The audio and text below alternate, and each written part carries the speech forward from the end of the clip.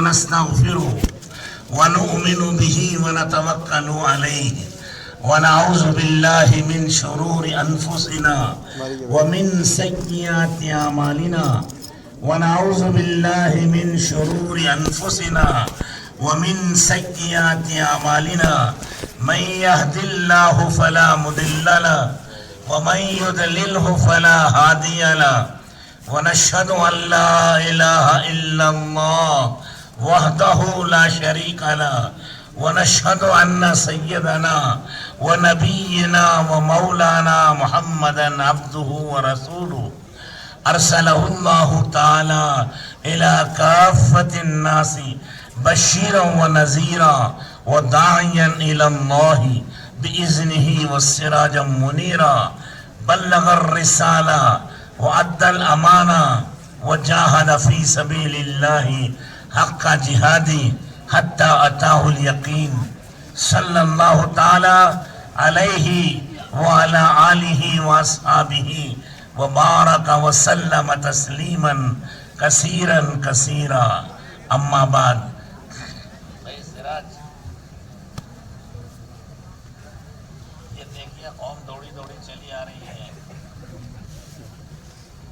بزرگوں اور دوستوں اور بھائیوں، اللہ کا فضل و کرم ہے کہ اللہ تعالیٰ نے ہم سب کو اس دعوت و تبلیغ کے اجتماع میں آنے کی توفیق عطا فرمایا۔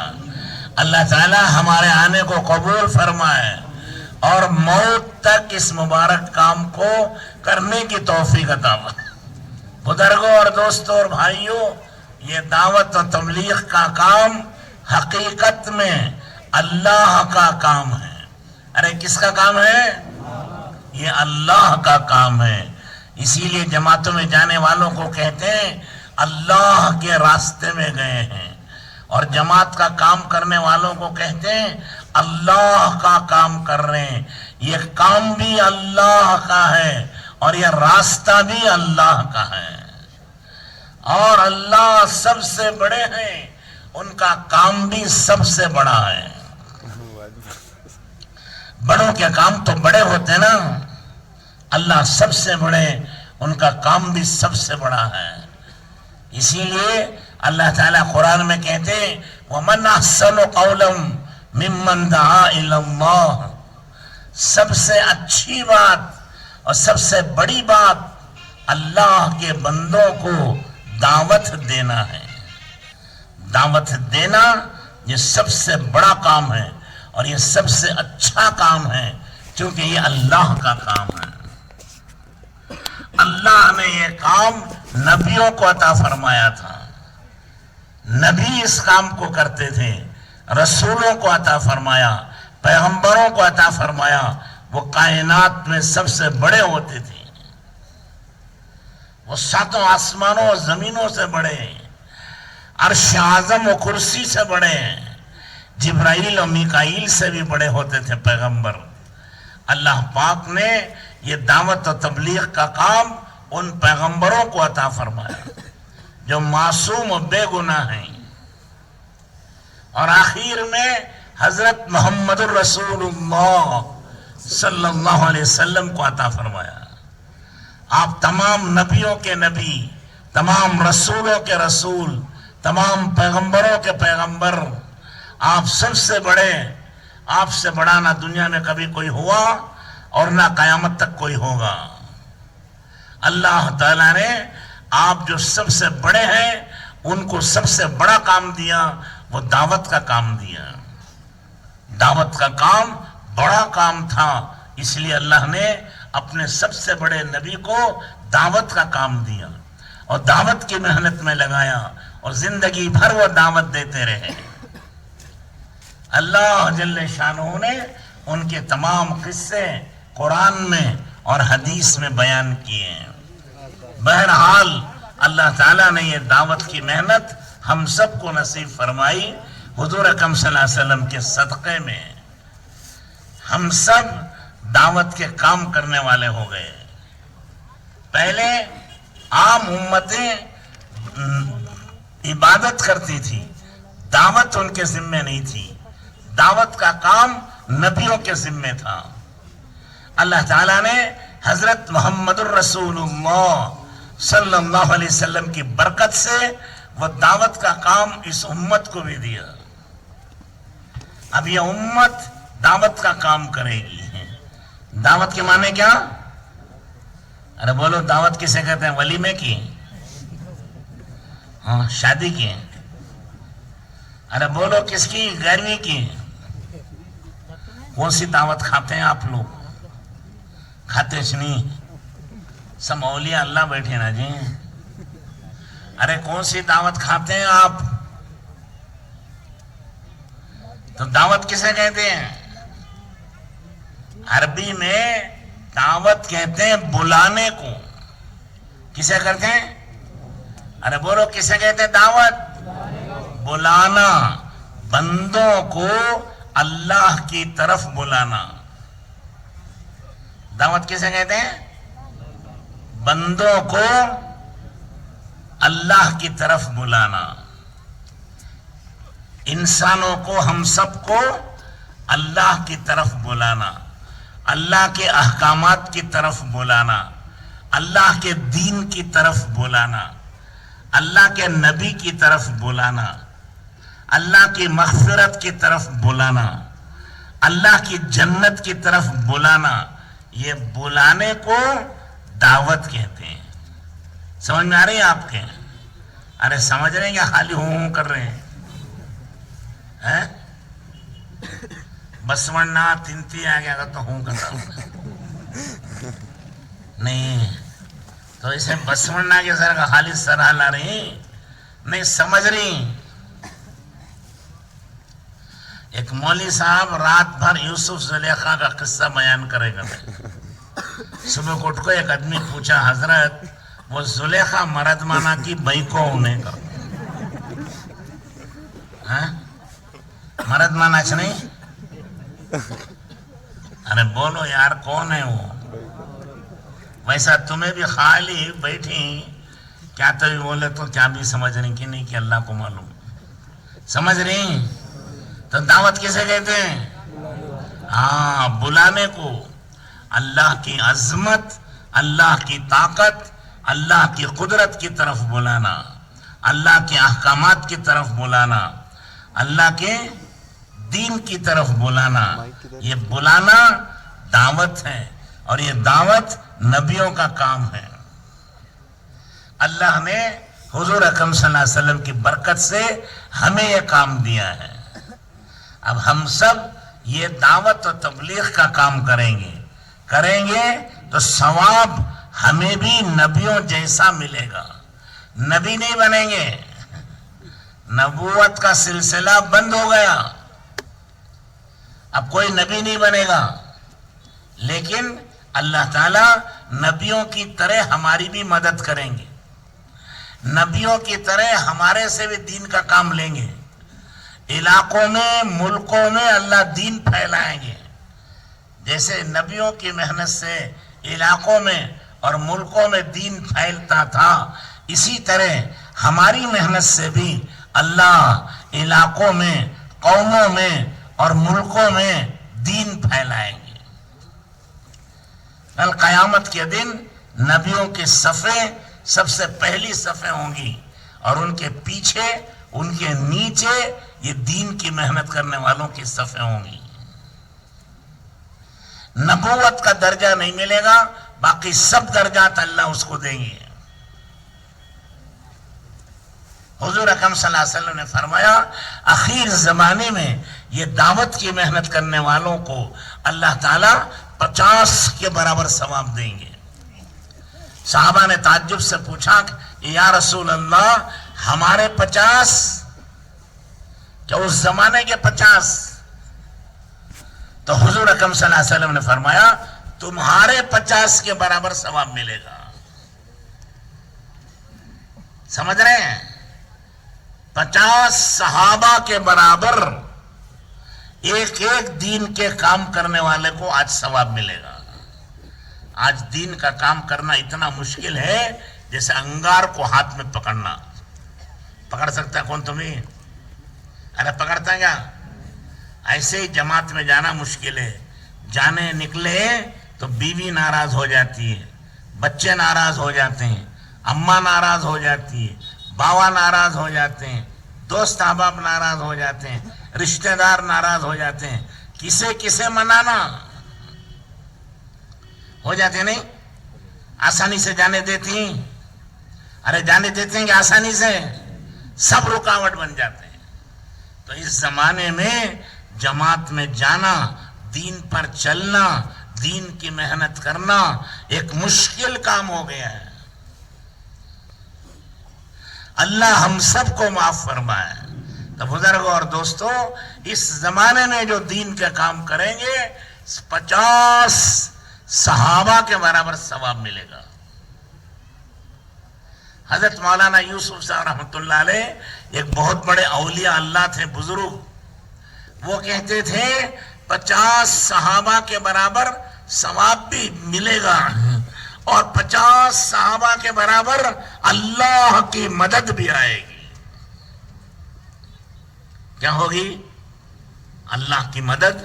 کتنی آئے گی؟ ارے بولو. 50 صحابہ کے برابر. اور ثواب کتنا ملے گا؟ 50 صحابہ کے برابر. سمجھ میں آ رہی ہے؟ ایک سنت کو زندہ کریں گے جس کا رواج نہیں ہے تو 100 شہیدوں کا ثواب ملے گا. ایک سنت میں کتنا ثواب؟ 100 شہیدوں کا ثواب. اور جماعتوں میں نکل کر سینکڑوں سنتیں زندہ کرتے ہیں تو کتنا ثواب ہوگا؟ لاکھوں شہیدوں کا ثواب مل جائے گا اسے. اسی لیے حضرت امام غزالی رحمت اللہ علیہ فرماتے ہیں اللہ کے راستے میں نکلنے کا ثواب ایک سمندر کی طرح ہے اور گھر میں بیٹھ کر عبادت کرنے کا ثواب ایک قطرہ پانی ہے. کیوں میں قطرہ بڑا ہے کہ سمندر بڑا ہے؟ تو یہ اللہ کے راستے کا ثواب ہے. ایک سنت زندہ کی 100 شہیدوں کا ثواب ہے.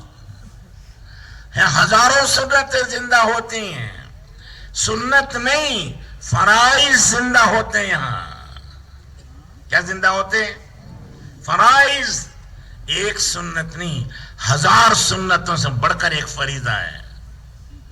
ایک بے نمازی کو آپ نے نمازی بنا دیا تو سب سے پہلے اسے غسل کراتے ہیں. غسل میں کتنے فرض ہیں؟ ارے بولو. 3 برابر. اور اس کے بعد وضو میں کتنے فرض؟ کتنے ہو گئے؟ 4 بھی 3 کتنے؟ 7. اور نماز میں کتنے فرض؟ 13. کتنے؟ 13. ارے وہ واجب ہیں 14, فرائض 13, تو کتنے ہو گئے؟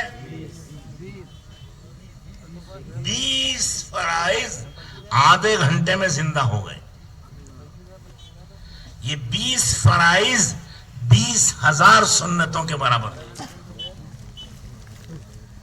کتنا بڑا ثواب ہو گیا. اور ایسے وضو میں کتنے سنتیں ہیں؟ سب اٹک گئے نا. 13. کتنے سنتیں؟ 13. اور نماز میں کتنی سنتیں؟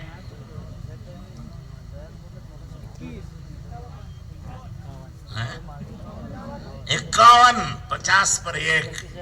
اور 13 کتنے ہو گئے؟ 64 سنتیں ہو گئی. 64 سنتیں کا تو کتنے شہیدوں کا ثواب ہوا؟ 1 کا 1000 اور 64 کے 64,000. سیدھا سیدھا نا نہیں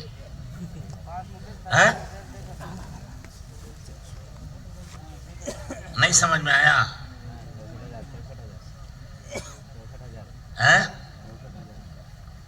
کتنے ہو گئے؟ 6,400. یہ 100 کہاں سے آ گئے؟ ہر سنت پر 1000 کا ثواب ہے. 64 سنت کو 64,000. 64,000 شہیدوں کا ثواب آدھے گھنٹے میں مل گیا. اس کے بعد ابھی اشراق پڑھیں گے، چاشت پڑھیں گے، گشت کریں گے، مشورہ کریں گے، تعلیم کریں گے. اس میں سب سنتیں ہیں. شام تک معلوم نہیں کتنی سنتیں زندہ ہو جائیں گی، کتنے فرائض زندہ ہو جائیں گے. اجر و ثواب تو اللہ کے راستے میں بے حد حساب ملے گا. اس لیے دوستو، بزرگ اور بھائیوں، اس مبارک کام کو اپنانا اپنی اصلاح کے لیے، اپنی تربیت کے لیے، یہ ہماری ذمہ داری ہے کہ ہر مسلمان دیندار بنے. یہ پہلا فریضہ ہے. کھانے سے پہلے، کمانے سے پہلے، سونے سے پہلے کیا کریں؟ دین سیکھیں، اپنی اصلاح کریں، اپنی تربیت کریں، اپنے آپ کو دیندار بنائیں. یہ سب سے بڑا فریضہ ہے. اس سے وہ جنت میں جائے گا. اگر یہ نہیں ہے تو دوزخ میں چلا جائے گا. ہر مسلمان پر یہ فرض ہے کہ اس کی اصلاح کریں، اس کی تربیت کریں، اس کی زندگی بنائیں. بھائی سمجھ رہے ہیں آپ؟ ارے سمجھ رہے ہیں کیا نہیں؟ ہاں نہ تو کرو یار. سمجھ رہے ہیں کیا؟ ہم سب اپنی اصلاح کے لیے نکلے ہیں. ہم سب کے ذمہ اصلاح کرنا ہے. کیا ہے بولو؟ ہماری اصلاح کرنا. ایک کام یہ ہے. دوسرا کام اپنے ماحول کی اصلاح کرنا. ماحول کا مطلب اپنے بیوی بچوں کی، اپنے ماں باپ کی، اپنے بھائی بہن کی، اپنے محلے کی، ان کی اصلاح کی فکر کرنا، کوشش کرنا کہ ان کی بھی اصلاح ہو جائے. نہیں تو ان کی بے دینی ہمارے اندر آ جائے گی. کیونکہ پڑوس میں ہم لوگ رہتے ہیں، ان کے بیوی بچے ہمارے گھر آتے ہیں، ہمارے بیوی بچے ان کے گھر جاتے ہیں. ان کی رشتہ داری ہمارے سے ہے، ہماری رشتہ داری ان سے ہے. آتے جاتے دیکھ دیکھ کر ان کے جیسی ہماری بھی زندگی ہو جاتی ہے. پھل کو دیکھ کر پھل رنگ بدلتا ہے. نہیں؟ ارے سن دے کیا نہیں؟ کیا کرتا ہے؟ پھل کو دیکھ کر پھل رنگ بدل دیتا ہے. اسی لیے حدیث میں آتا ہے جو بکریوں کے ساتھ رہتا ہے، بکریاں چراتا ہے، اس کے اندر عاجزی آتی ہے، نرمی آتی ہے. کیونکہ بکری میں نرمی اور عاجزی ہوتی ہے. وہ ایک مسکین جانور ہے. سمجھ گئے؟ اور گھوڑے چرانے والے میں تکبر آتا ہے، غرور آتا ہے. کیونکہ گھوڑا ہمیشہ اکڑ کے چلتا ہے، گھمنڈ سے چلتا ہے، غرور سے چلتا ہے، اور سر اٹھا کر سینہ تان کے چلتا ہے. نہیں؟ ارے سمجھ رہے کیا نہیں سمجھ رہے؟ گھوڑا کیسا چلتا ہے؟ بولو. غرور سے، تکبر سے، اکڑ کر. نہیں؟ کیسے چلتا ہے گھوڑا؟ بولو. ارے بولو یار. منہ تو کھولو، خدا تمہارے منہ میں گھی شکر ڈالے. اکڑ کے چلتا ہے. کیسے چلتا ہے؟ اکڑ کے چلتا ہے. تو اس کے ساتھ رہنے والے میں بھی اکڑ آ جاتی ہے.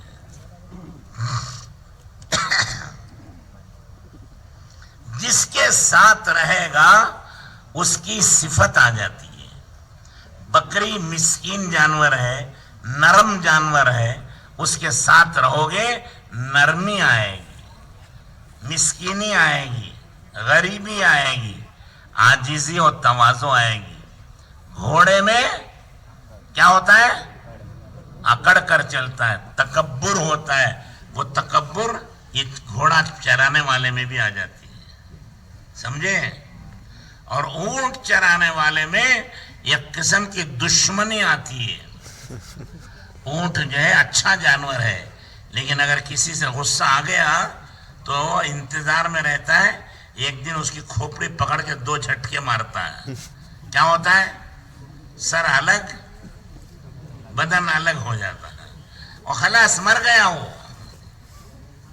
نہیں، ہاں، اس لیے اونٹ کی دشمنی مشہور ہے. اگر اس سے دشمنی ہو گئی تو کسی دن موقع ملے گا تو تمہاری کھوپڑی پکڑ لے گا اور 2 جھٹکے مارے گا تو کھوپڑی الگ بدن الگ، گیا وہ جنت میں. تو اونٹوں کے ساتھ رہے گا تو کیا آئے گا؟ عداوت آئے گی، دشمنی آئے گی. کیوں؟ ان کے ساتھ رہتا ہے. اور بھینسوں کے ساتھ رہا تو بے حسی، احساس نہیں ہوتا اسے. کتنا بولے تبھی سنتا چھ نہیں انہیں. بھینس بیچ روڈ میں آگ کھڑ جاتی، انہیں پاؤں پاؤں پاؤں ہارن بجاتا بجاتا تھک جاتا ہے، ہلتی چھ نہیں. انہیں کیا کرنا؟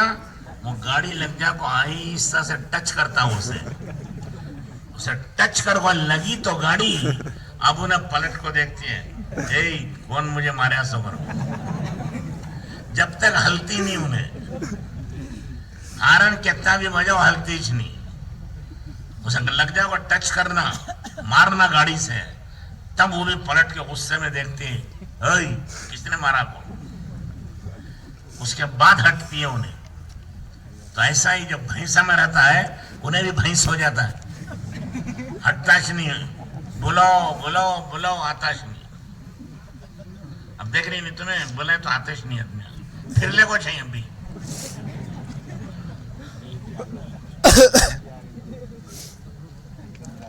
تو جن کے اندر رہتا آدمی اس کی صحبت کا اثر پڑ جاتا ہے. شیخ سعدی رحمت اللہ علیہ ایک بڑے بزرگ ہیں، بڑے اولیاء اللہ ہیں. وہ کہتے ہیں نیک لوگوں کی صحبت تمہیں بھی نیک بناتی ہے، برے لوگوں کی صحبت تمہیں بھی برا بنا دیتی ہے.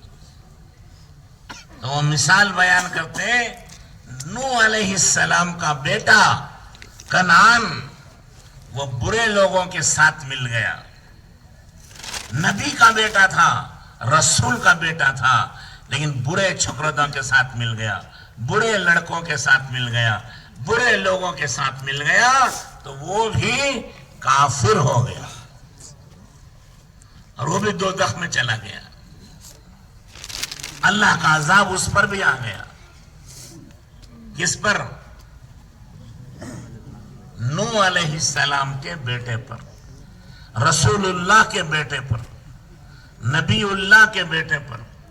نوح علیہ السلام اللہ کے نبی ہیں، اللہ کے رسول ہیں، لیکن بچہ نافرمان ہو گیا. اب ہو جاتا نہیں ہمارے بھی. بابا 4 مہینے لگائے، حج کو گئے، عمرے کو گئے، علاقے کے ذمہ دار، اور بیٹا فنٹوش آوارہ، نماز بھی نہیں پڑھتا. یہ کیا ہے؟ برے لوگوں کی صحبت میں مل گیا، وہ برا بن گیا. نبی کا بیٹا بھی برے لوگوں کے ساتھ ملا تو وہ برا ہو گیا. یہ برے لوگوں کی صحبت کا اثر. نیک لوگوں کا اثر. اصحاب کہف سنا کبھی؟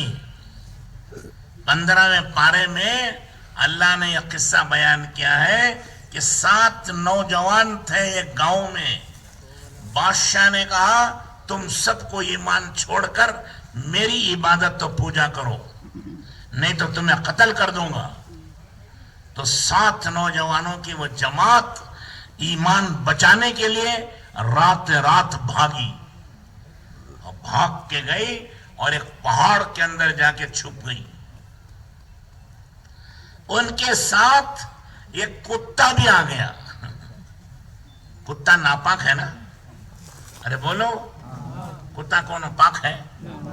ناپاک جانور ہے، گندا ہے، نجس. لیکن وہ ان اللہ والوں کے ساتھ مل گا، ایمان والوں کی جماعت میں. ان کے ساتھ بھی آگا اور وہ پہاڑ کے اندر چلے گئے غار میں، اور یہ کتا دروازے پر بیٹھ گیا. وہ دو سڑک کی طرف منہ کر کے بیٹھا، جیسے وہ گھور کے دیکھ رہا ہے، آنے والے ڈر کے بھاگ جاتے وہیں سے. اور اللہ تعالیٰ نے ان نوجوانوں کو جو ایمان بچانے کے لیے نکلے تھے، وہ نوجوانوں کی جماعت، وہ کیا تھی؟ جماعت تھی. تو اللہ تعالیٰ نے ان کو میٹھی نیند سلا دیا. کتنے سال سلایا؟ 300 سال. کتنے؟ ارے بولو. کبھی سوئے آپ بھی؟ سوئے کہ آپ بھی کبھی؟ 300 سال میں نہ ان کی مونچھیں بڑی، نہ داڑھی بڑی، نہ ان کے بدن میں کمزوری آئی، اور نہ کوئی زمانے کا فرق ہوا. ویسے کہ ویسے جوان رہے، کوئی بوڑھا نہیں ہوا 300 سال میں. سمجھ میں آ رہی ہے؟ اس کے بعد انہوں جو 300 سال کے بعد اٹھے تو بھوک لگ رہی تھی. ایک آدمی کو پیسے دے کر بھیجے کہ جاؤ ذرا اچھا پاکیزہ کھانا لے کر آؤ. وہ گیا بازار میں، پیسے دیا کھانا خرید کر. تو دکان والے نے دیکھا کہ یہ پیسہ تو پرانے زمانے کا ہے، تم نے کہاں سے لیا؟ وہ شور مچایا، پورا بازار جمع ہو گیا. کہا یہ پیسہ کہاں سے ہے؟ پھر آہستہ آہستہ معلوم ہوا کہ یہ وہ 7 نوجوان ہیں جو ایمان بچانے کے لیے بھاگے تھے، آج 300 سال کے بعد آئے ہیں. بادشاہ کو خبر ہوئی. بادشاہ نے ان کا جلوس نکالنے کے لیے اور ان کو مشہور کرنے کے لیے، ان کو انعام دینے کے لیے دوسرے دن آنے کا اعلان کیا. تو یہ لوگ اپنے ایمان کو بچانے کے لیے وہاں سے بھی بھاگ گئے. ان ایمان والوں کے ساتھ یہ کتا بھی چلا گیا. تو نیک لوگوں کے ساتھ رہنے کی برکت سے وہ کتا بھی نیک ہو گیا اور وہ جنت میں جائے گا. کہاں جائے گا؟ ارے کہاں جائے گا؟ سونے والے بولو. دیکھو سونی سونا کہاں جائے گا؟ کیوں؟ نیک لوگوں کے ساتھ رہا تو کتا بھی جنتی بن گیا. برے لوگوں کے ساتھ رہا تو نبی کا بیٹا بھی دوزخ میں چلا گیا. اس لیے اپنے ماحول کو ٹھیک کرنا، اچھے لوگوں کے ساتھ رہنا، اچھے کاموں میں لگے رہنا، وہ انسان کے لیے واجب ہے. ورنہ اچھے اچھے شریف اور بڑے بڑے اچھے گھرانوں کے بچے وہ خراب ہو جاتے ہیں. آج دیکھ رہی نہیں تمہیں؟ ارے آج دیکھنے کا نہیں. بڑے بڑے شریف گھرانے کے، بڑے عزت والے گھرانوں کے، ان کے بچے آوارہ ہو گئے، جوا کھیلتے ہیں، بدکاری کرتے ہیں، شراب پیتے ہیں، غنڈے اور لوفر بن گئے، لچے لفنگے بن گئے. یہ تو آج ہو رہا ہے. ماں باپ پریشان ہیں ان کے بچوں سے. کیوں؟ ان کا صحبت اچھی نہیں ملی. اس لیے دعوت و تبلیغ میں کہتے ہیں پہلے اپنی اصلاح کرو، پھر اپنے ماحول میں رہنے والے، اپنے اطراف رہنے والے، ان کی اصلاح کرو. بھائی بہن کی، بیوی بچوں کی، ماں باپ کی، پڑوسی کی. اس کے لیے مسجد وار جماعت بیٹھتی ہے. مسجد وار جماعت بیٹھ کر کیا فکر کرتے ہیں؟ ہمارے محلے میں 100% دین زندہ ہو جائے. ہمارے محلے کا کوئی مرد عورت بے نمازی نہ رہے، بے دین نہ رہے. ہمارے محلے کا ہر مسلمان مرد عورت دیندار بن جائے. اس کے لیے مسجد وار جماعت بیٹھتی ہے. پھر ایک ایک گھر پر جا کر دعوت دیتے ہیں 2.5 گھنٹہ دے کر. کیا کرتے ہیں؟ ارے بولو، سو رہے نا سب؟ 2.5 گھنٹہ دے کر، 2.5 گھنٹہ دے کر ایک ایک مسلمان کے گھر پر جا کر ہر مرد و عورت کو دین سمجھاتے اور دین پر چلانے کے لیے کھڑا کرتے ہیں، تعلیم کرتے ہیں روزانہ اپنے گھر میں اور اپنی مسجد میں۔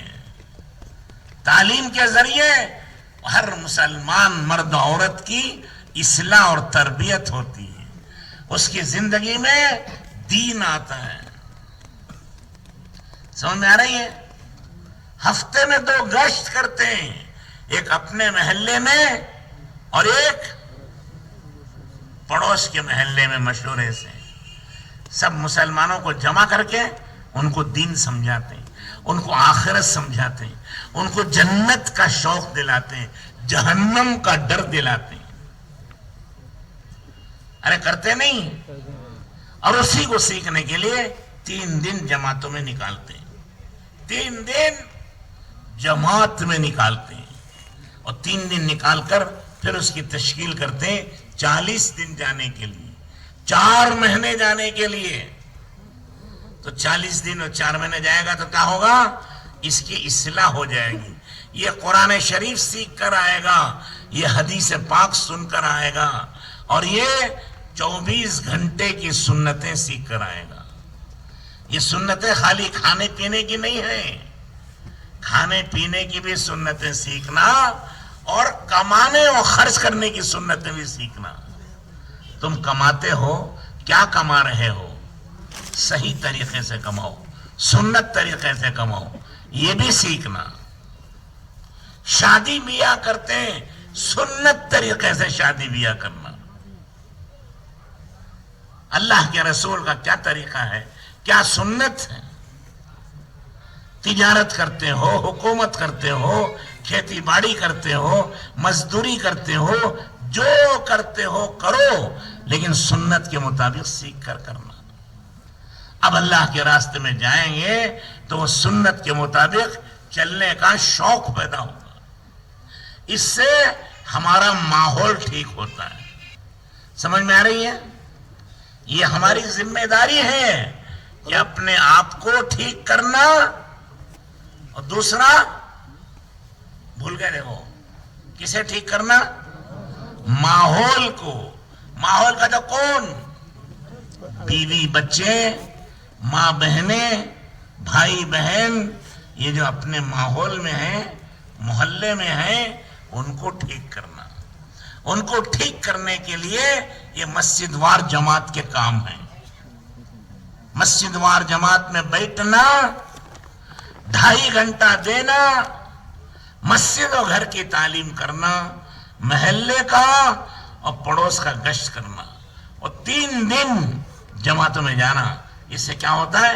ماحول ٹھیک ہو جاتا ہے۔ اب ماحول ٹھیک ہو گیا، اب اور ایک کام کیا کرنا؟ پوری دنیا ٹھیک ہو جائے۔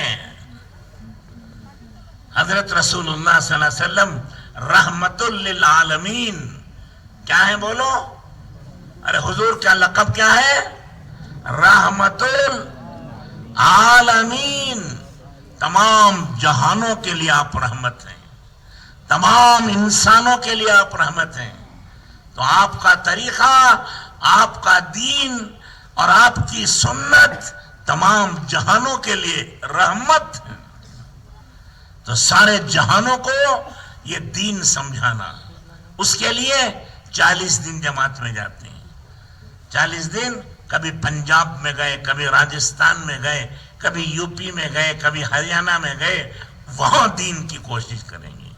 پھر 4 مہینے گئے، کبھی ملیشیا گئے، کبھی انڈونیشیا گئے، کبھی یوروپ میں گئے، کبھی امریکہ میں گئے، کبھی ترکی میں گئے، کبھی عربستان میں گئے، کبھی انگلستان میں گئے، کبھی مشرق میں، کبھی مغرب میں، کبھی شمال میں، کبھی جنوب میں، ساری دنیا میں پھر کر اللہ کے نام کو اونچا کرنا، اللہ کے نبی کی سنت و شریعت کو زندہ کرنا۔ اس سے کیا ہوگا؟ اب دنیا کا ماحول ٹھیک ہو جائے گا، ساری دنیا سے جماعتیں یہاں آنے لگیں گی، اور یہاں سے ساری دنیا میں جماعتیں جانے لگیں گی، پھر ساری دنیا کا ماحول ٹھیک ہو جائے گا۔ جب ساری دنیا کا ماحول ٹھیک ہوگا تو اللہ کی رحمت برسے گی, زندگیاں بنیں گی, اور یہ دنیا جنت کا نمونہ بن جائے گی, چین سکون راحت ملے گی. کریں گے ویسا؟ اللہ کو دعوت کا کام بہت پسند ہے. قرآن شریف میں ایک قصہ بیان کیا اللہ نے, ارے سن رہے کیا نہیں؟ یہ اٹھ کر جانے والوں کو کیا ہو گیا؟ کوئی کنڑا سمجھتے ہیں کیا؟ یہ اردو والے نہیں ہیں کیا؟ بیٹھ جاؤ. اے مسلمانوں, بھاگو نہیں, اللہ کی رحمت سے کہاں بھاگو گے؟ یہ شامیانہ اللہ کی رحمت کا شامیانہ ہے. یہ کون سا شامیانہ ہے؟ اللہ کی رحمت برس رہی ہے, فرشتے یہاں اترے ہوئے ہیں, اللہ کی طرف سے مہربانی ہے, یہاں نعمتیں برس رہی ہیں. اللہ ہم سب کو قبول فرمائے. تو میں کیا کہہ رہا تھا؟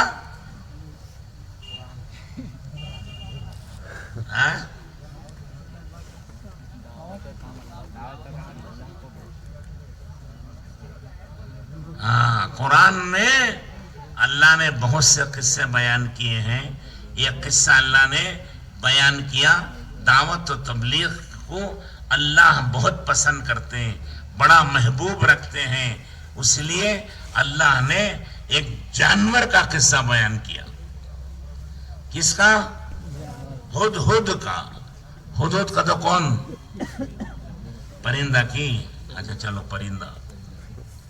وہ حضرت سلیمان علیہ السلام کے لشکر کا آدمی تھا. اللہ تعالیٰ نے حضرت سلیمان علیہ السلام کو بڑی زبردست حکومت دی تھی. انسانوں پر حکومت تھی, جنات پر حکومت تھی, ہواؤں پر حکومت تھی, پرندوں پر حکومت تھی, درندے, بھیڑیے, شیر, ہاتھی, چیتے, رینچ, بندر, سب پر سلیمان علیہ السلام کی حکومت تھی. سب ان کی بات مانتے ہیں. اور ان کی وزارت میں انسان بھی تھے. ان کے وزیر کون تھے؟ انسان بھی تھے, جنات بھی تھے, پرندے بھی وزیر تھے ان کے اندر, اور شیر بھی وزیر تھے, ہاتھی بھی وزیر تھے. کیونکہ حکومت سب پر تھی نا, وہ سب میں سے ایک ایک وزیر بنائے تھے. ان کا ہوائی جہاز کتنا بڑا تھا؟ آج کے ہوائی جہاز کتنے بڑے ہیں؟ ارے بولو, کوئی پڑھا لکھا آدمی بیٹھا ہے یہاں؟ سب سے بڑا جہاز کتنا ہے؟ 500 کا, 600 کا, اور بولو کیا بول رہے ہیں؟ 600. تو 600 سے بڑا جہاز آج تک دنیا نہیں بنا سکی. ترقی ترقی ترقی کی بمڑی مرتی, ترقی کی ابھی نہیں ہوئی. حضرت سلیمان علیہ السلام کا جو ہوائی جہاز تھا, اس کی کتنی سیٹیں تھیں؟ 6 لاکھ. کتنے؟ 6 لاکھ سیٹیں تھیں. جو ان کی حکومت اور ان کی وزارت میں سب تھے نا, انسان بھی تھے, جنات بھی تھے, پرندے بھی تھے, چرندے بھی تھے, درندے بھی تھے. ان سب کو بٹھانا نا, اور لے جانے کے لیے وہ تخت کو کوئی ڈیزل نہیں, کوئی پیٹرول نہیں. ہوائی جہاز کو پیٹرول دینا نا, اور اسے کوئی پیٹرول نہیں.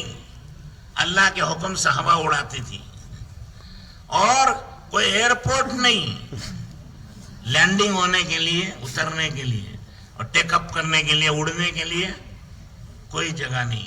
اللہ کے حکم سے ہر جگہ وہ تخت اترتا تھا, اللہ کے حکم سے وہ ہر جگہ تخت اڑ کر کے چلا جاتا تھا.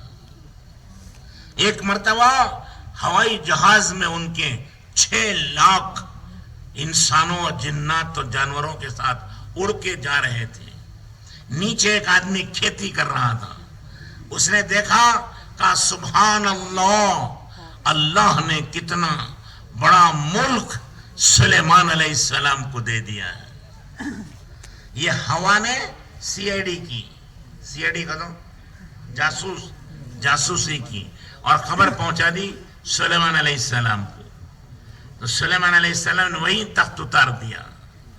اس کھیتی والے کو بولا ادھر آؤ، کیا کہا تم نے؟ اب وہ بیچارہ غریب گھبرا گیا کہ میں نے تو کچھ نہیں کہا، میں نے تو صرف یہ کہا سبحان اللہ، اللہ نے کتنی بڑی دولت اور حکومت سلیمان علیہ السلام کو دی ہے۔ تو سلیمان علیہ السلام نے کہا ارے آپ بھی سن رہے ہیں؟ سلیمان علیہ السلام نے کہا ارے سن، اللہ کے بندے سن لے، تو نے جو ایک سبحان اللہ کہا ہے اس کا ثواب سلیمان علیہ السلام کے تخت اور حکومت سے زیادہ ہے۔ سلیمان کا تخت و حکومت ایک دن ختم ہو جائے گا، تیرا سبحان اللہ کبھی ختم نہیں ہوگا۔ سن رہے ہیں آپ؟ ارے سمجھ رہے ہیں؟ تو ایک سبحان اللہ ساتوں آسمانوں اور زمینوں سے زیادہ قیمتی۔ تو بہرحال سلیمان علیہ السلام کو اللہ نے یہ دولت اور حکومت دی تھی۔ ان وزیروں میں ایک وزیر تھا ہدہد۔ کون؟ ہدہد پرندہ۔ اس کا کام کیا تھا؟ اس کی نظر بڑی تیز ہوتی ہے، وہ دور دور تک دیکھتا ہے۔ اس کا کام تھا پانی تلاش کرنا۔ جہاں زیادہ پانی ملتا تھا سلیمان علیہ السلام کا لشکر وہاں اترتا تھا۔ لشکر کو پانی ہونا نا، ارے آپ اجتماع کر رہے ہیں تو پانی کا انتظام کیا نہیں کیا؟ تو کیا ہے نا۔ تو سلیمان علیہ السلام کا لشکر اترنے کے لیے پانی چاہیے تھا، اس لیے ہدہد بادشاہ وہ پہلے جا کر پانی دیکھ کر آتا تھا۔ تو ایک دن وہ پانی کی تلاش میں نکلا فلسطین سے، اور اڑتے اڑتے اڑتے وہ سیدھے ملک شام کے علاقے سے گزر کر یمن میں چلا گیا۔ کہاں چلا گیا؟ یمن۔ 1000 کلومیٹر۔ کتنے؟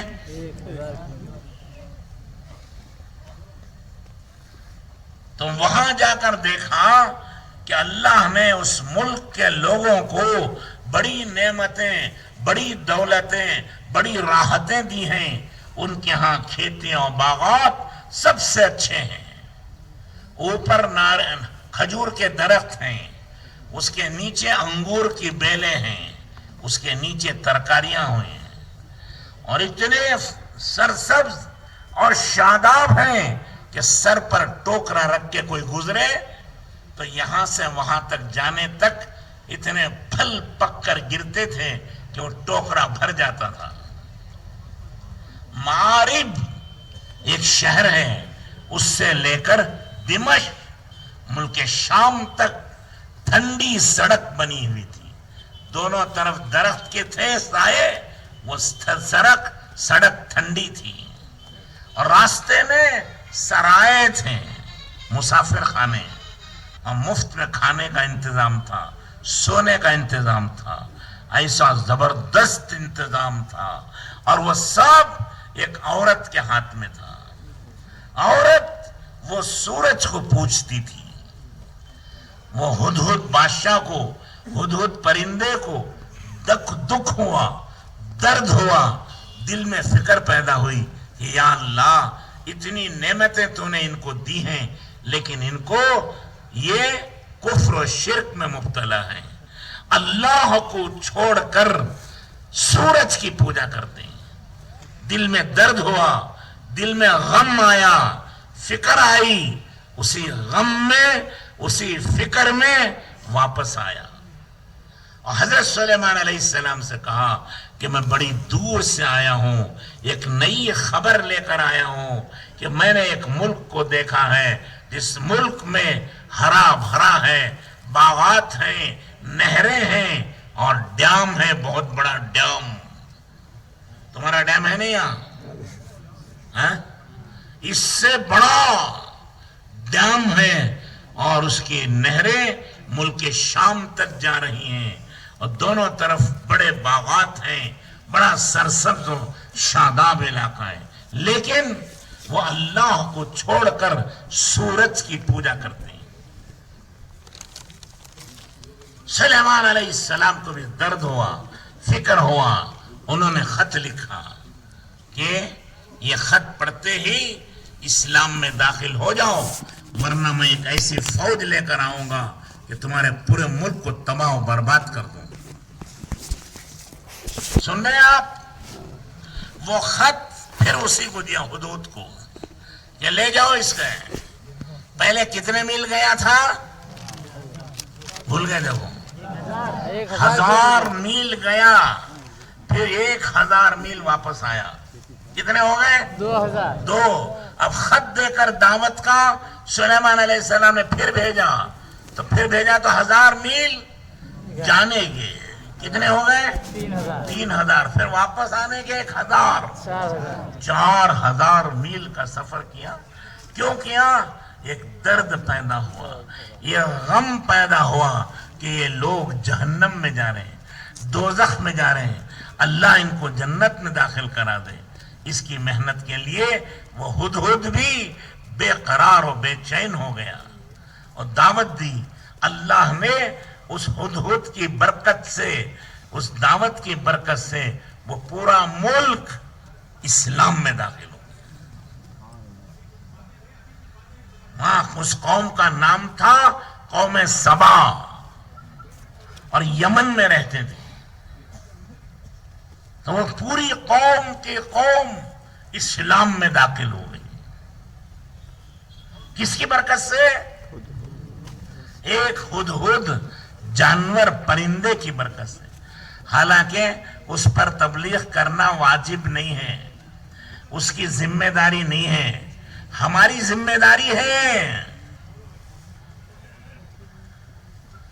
اگر ہم اپنی ذمہ داری کو پورا کریں گے تو جب اللہ ایک ہدہد جانور کی کوشش سے ایک ملک کو ہدایت دے سکتے ہیں تو ہماری کوشش و محنت سے نہ معلوم کتنی قوموں کو، کتنے علاقوں کو اور کتنے ملکوں کو اللہ ہدایت دیں گے۔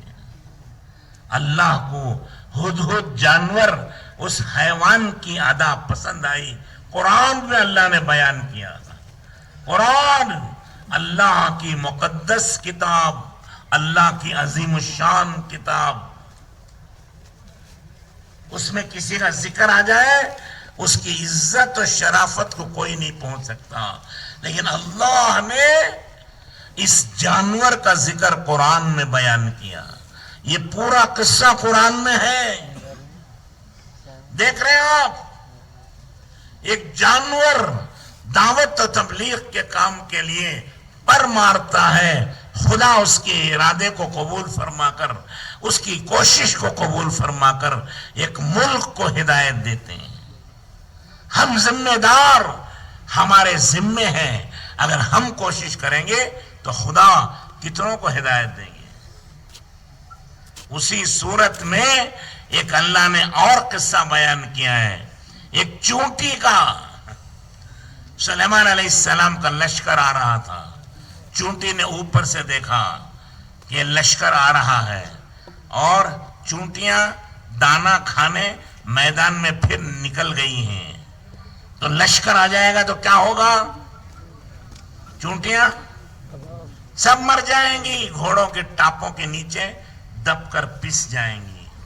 تو اسی لیے اس چونٹی کو درد ہوا اپنی قوم کا،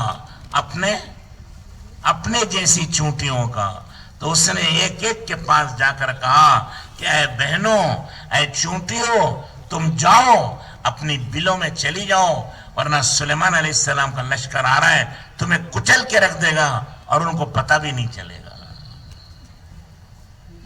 ان کی جان بچانے ایک چونٹی نے محنت کی، کوشش کی، چونٹیاں بلوں میں چلی گئیں۔ اللہ کو یہ ادا پسند آئی کہ انسان تو انسان، جانور، اور یہ چونٹی جان بچانے کے لیے اس نے گشت کیا اور ساری چونٹیوں سے کہہ کے ان کی جان بچائی۔ اللہ نے قرآن میں اس کا ذکر کر دیا۔ ارے جان بچانے سے بڑا کام ایمان بچانا ہے۔ ہم ایمان بچانے کے لیے دنیا میں پھریں گے، اللہ پاک جان بھی بچائیں گے، ایمان بھی بچائیں گے، دنیا کی بھی نعمتیں دیں گے، آخرت کی بھی نعمتیں دیں گے۔ اس لیے دوستو آپ سب نیت کرو انشاءاللہ ہم بھی دعوت کا کام کریں گے. کرو گے بھائی؟ پیچھے والے بھی کریں گے. کچھ کرو گے تو اللہ تعالی ہمیں بھی قبول فرمائیں گے. کچھ کرے ہی نہیں، آدمی گھر بیٹھا رہے تو بیٹھنے والے کو تو کچھ ملتا نہیں. قرآن میں حدیث میں اللہ کہتے ہیں تم میری طرف ایک بالش چلو گے تو میں تمہاری طرف ایک ہاتھ چل کے آتا ہوں. تم ایک ہاتھ میری طرف چلو گے میں 2 ہاتھ چل کے آتا ہوں. تم چل کر میری طرف آؤ گے تو میں دوڑ کر تمہاری طرف آؤں گا. تو یہ کس کے لیے؟ جو حرکت کرے. بیٹھنے والے کے لیے نہیں کہا. کس کے لیے کہا؟ جو چلے. ایک ہاتھ چلے تو اللہ 2 ہاتھ آتے ہیں. 2 ہاتھ چلے تو اللہ 4 ہاتھ اس کی طرف دوڑ کے آتے ہیں. یہ چل کر جائے اللہ کی رحمت دوڑ کر آتی ہے اور اسے اپنی سینے سے گلے سے لگا لیتی ہے. تو یہ حرکت کرنے والوں کے لیے ہے، بیٹھنے والوں کے لیے نہیں. اس لیے کچھ نہ کچھ حرکت کریں گے تو اللہ پاک ہمارے علاقوں میں، ہمارے ملکوں میں، ہمارے شہروں میں، ہمارے محلوں میں، ہمارے گھروں میں، ہماری ذاتوں میں دین زندہ کریں گے. دین زندہ ہوگا، اللہ ہماری کمائیوں میں برکت دیں گے، روزی رزق میں برکت دیں گے، اور اللہ پاک اس دنیا کو جنت کا باغ بنا دیں گے. محبت و پیار کی زندگی گزرے گی. اس کے لیے دوستو، بزرگوں اور بھائیوں، اس کام میں 1 پیسے کا خرچ نہیں، ایک کام کا تمہارے حرج نہیں.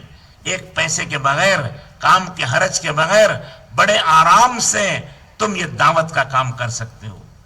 جیسے پہلے کہا گیا مسجد وار جماعت میں بیٹھنا، اس میں کیا خرچ ہے بھائی؟ ارے بولو بھائی. کچھ نہیں. اور 2.5 گھنٹہ دینا، اس میں کیا خرچ ہے؟ تعلیم کرنا گھر کی، اس میں کیا خرچ ہے؟ گشت کرنا محلے میں، اس میں کیا خرچ ہے؟ 3 دن جانا جماعت میں، اس میں کیا خرچ ہے؟ اس میں تھوڑا خرچ ہے نہیں؟ افریقہ کے ملکوں میں جاتے ہیں، جماعت جاتی ہے اور وہ 3 دن جاتے ہیں، ان کا 1 پیسہ خرچہ نہیں ہوتا. کہتے ہیں کیا ہے؟ کہ وہ آٹا اپنے گھر سے لے کے جاتے ہیں اور نمک لے جاتے ہیں. جب کھانے کا وقت آتا ہے آٹا کلایا ہٹ کی طرح اور نمک سے کھا لیا، پانی پی لیا، خلاص. ارے ہوگا نہیں، کھانا ہو گیا. ادھر بھوپال میں جماعتیں جاتی ہیں بغیر کسی پیسے کے. کیسے جاتے؟ وہ روٹیاں پکا لیتے ہیں 3 دن کی.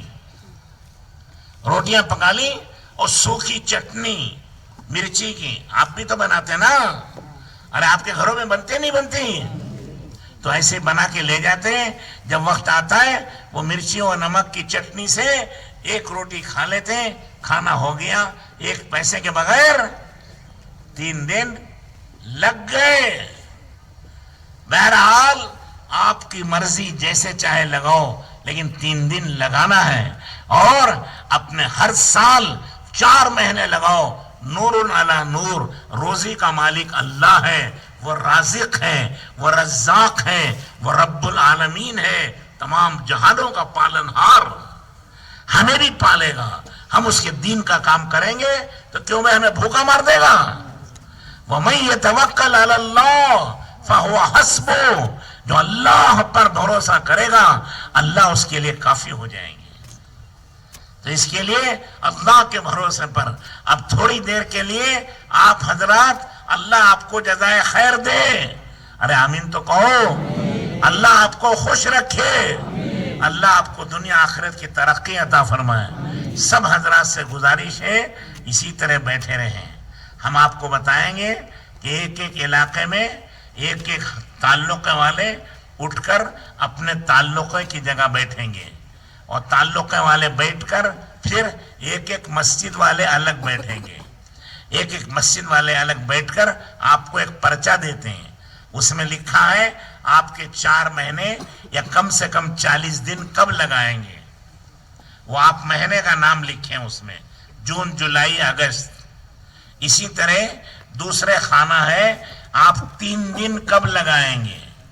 پہلا ہفتہ، دوسرا ہفتہ، تیسرا ہفتہ، وہ لکھیے تیسرا ہفتہ یا چوتھا ہفتہ، ٹھیک ہے؟ پھر اس میں تعلیم پوچھتے ہیں گھر کی تعلیم کب کرو گے؟ صبح میں، شام میں، وہ لکھو صبح یا شام۔ اسی طرح 2.5 گھنٹہ 2.5 گھنٹہ اپنے محلے میں دین کی محنت کب کرو گے؟ صبح یا دوپہر یا شام، کب دو گے 2.5 گھنٹہ؟ وہ لکھو اس میں۔ صبح دیتے ہیں تو صبح لکھو، شام دیتے ہیں تو شام کو لکھو، دوپہر وقت دیتے ہیں تو دوپہر کا وقت لکھو۔ تو خالی ٹک نہیں لگانا کہ وقت دیں گے، وہ ٹک نہیں لگانا، پورا نام لکھنا۔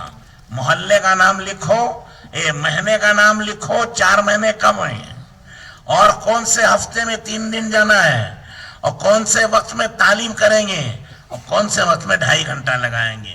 کریں گے بھائی صاحب؟ انتشار نہیں کرنا، بھاگا بھاگی نہیں کرنا، سکون سے بیٹھ کر یہ کر لیں گے انشاءاللہ برسوں کا کام یہ گھنٹوں میں ہو جائے گا۔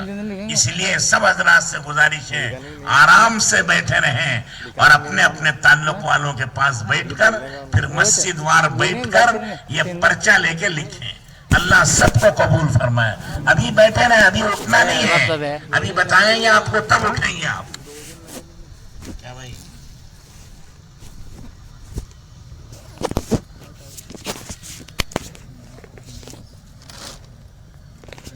بھائی بیٹھے رہے بھائی، یہ مدعے پہ حال کہاں ہے؟